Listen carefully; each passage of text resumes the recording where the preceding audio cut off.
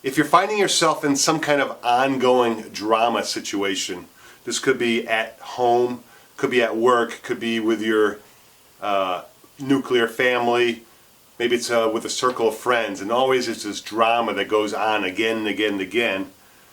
What's useful is Karpman's drama triangle, which kind of gets to the heart of the whole thing right here.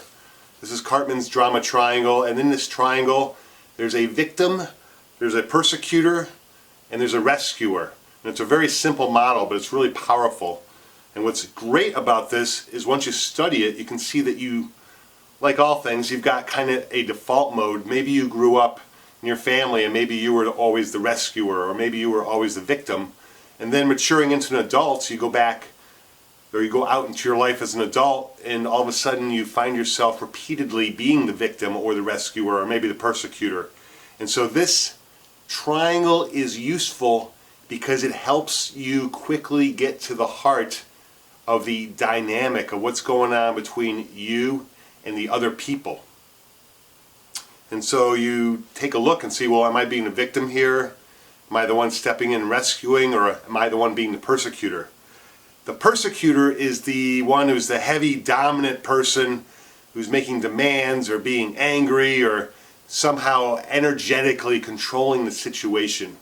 And the victim is, well, the victim, and they're the ones who are being persecuted and being dominated by the persecutor, and they're always, at the effect of whatever the persecutor is doing. The persecutor is being mean and nasty or using language in a way that's causing the victim to be weak and retreating. And then the rescuer rides in on her white horse and saves the day and fixes the situation, or somehow protects the victim, or somehow pulls the persecutor back. So far, I don't know if you see yourself in any of these in your particular situation, but keep looking. If you've got an ongoing drama situation, this triangle will really help you get to the heart of what's going on. The persecutor has some unhealed wounds. That's something to know about the persecutor. The persecutor is actually trying to get rid of this energy that's inside him or her, possibly because he was a victim or had to deal with a persecutor as a child. So he's trying to release that energy himself. The victim is, what can we say, an energy vampire seeking attention, trying to get people to pay attention to him or her by being a victim. The victim gets to not be responsible. Well, it's someone else. It's the persecutor's fault. Look what the persecutor is doing to me. He or she's always doing this, and what can I do? So the victim gets to be not responsible, gets to have attention, gets to live in shame and blame, and gets to be an energy vampire. The rescuer gets to be the hero. So the rescuer gets to judge the persecutor. Oh, the persecutor is a bad person.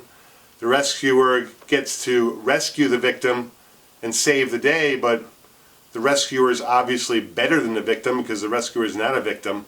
But what's kind of interesting, there's kind of a codependent dynamic here. In order for the rescuer to be a rescuer, the rescuer needs the victim to be a victim. So it's kind of like the roles lock each other into place. In order for me to rescue you, you got to be a victim. It's like, so I'm, the word is codependent with you. It's like, I want to be the hero and I want to be the rescuer, so I got to have you show up as a victim. I got to have you show up as weak. And so the dynamic of this is everyone kind of gets locked into place. The victim needs their persecutor, and the persecutor needs the victim, and the victim needs a rescuer, and then everybody kind of gets locked into this. And that's why this drama goes on and on and on, because the parts are cast. Now what's also interesting, if you look over the timeline of your entire childhood, like I can think of times when I was a rescuer as a child. I can think of times as the oldest brother when I was a persecutor. I can think of some times when I was a victim. That your role might actually change over time, and it's kind of interesting to see over the course of, say, the 18 years of your childhood development, what to kind of plot it all out and say, well, who was the victim in your family, and who was the persecutor, and who was the rescuer, and to plot it out and to see how it shifts over time. And it's extremely useful to then take it into your current situations, your current home life, your work situation.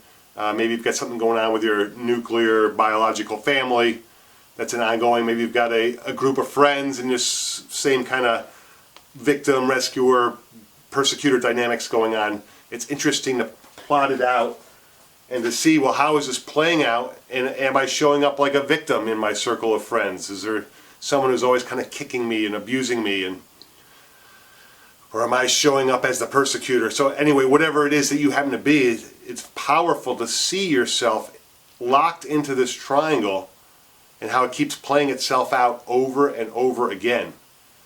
And if you take the time and sit down and take a look at your childhood and map it out and to see where you were in that triangle in your family dynamic, and then to now map out your current situations that have this drama going on, and to see where you are in this triangle, and to discover for yourself, well, who's the victim, who's the persecutor, and who's the rescuer, and discover for yourself what your role is and how you play that out again and again and again.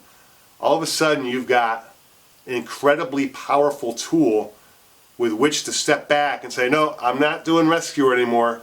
No, I'm not playing victim anymore, or whatever your role is. To be able to step back within yourself and to notice, because the next time you step back into that social circle or back into work, for sure that drama, energy dynamic's going to show up again because everybody's used to playing those parts. But you can give yourself a freedom of saying, no, I'm not going to play that game anymore. And you can opt out. It takes a lot of conscious choosing focus to do that, but you can opt out and say, no, I'm not going to play this anymore. I'm not going to relate to you like you're a persecutor. I'm not going to relate to you like you're a victim anymore. All of a sudden I'm going to relate to you like you're a whole person and I'm a whole person. And the solution for whatever drama is going on at the moment is not going to involve us being locked into the soap opera anymore. So take the time to study your childhood, figure out what your dominant role was in the triangle, and then take a look and see what's going on in one of your current dramas in your life right now, and apply the triangle to that. And I think you'll find yourself empowered to change it.